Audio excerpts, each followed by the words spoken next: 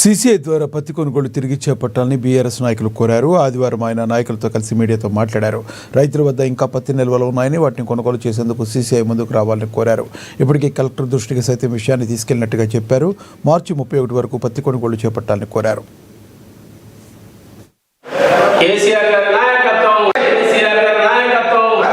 మేము ఆదిలాబాద్ ప్రాంతంలో ఇంకా కాటన్ రైతుల దగ్గర నిల్వ ఉన్నది.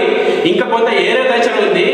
ఇవాళ సీసీఐ వాళ్ళు ఫిబ్రవరి 20 తారీఖు వరకే కటింగ్ డేట్ పెట్టేసరికి రైతుల దగ్గర రేటు పెరుగుతుందని చెప్పి నిల్వ చేసుకున్నారు. అదంతా కొనుగోలు చేయాలి. మార్చి 31 వరకు కూడా సీసీఐ రంగంలో ఉండాలని చెప్పి మేము జోగురామన్న గారి నాయకత్వంలో మా పార్టీ జిల్లా అధ్యక్షులు మాజీ మంత్రి జోగురామన్న గారి నాయకత్వంలో కలెక్టర్ కలిసి మేము వినతి పత్రం ఇచ్చాము.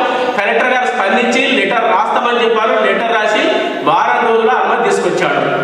మేము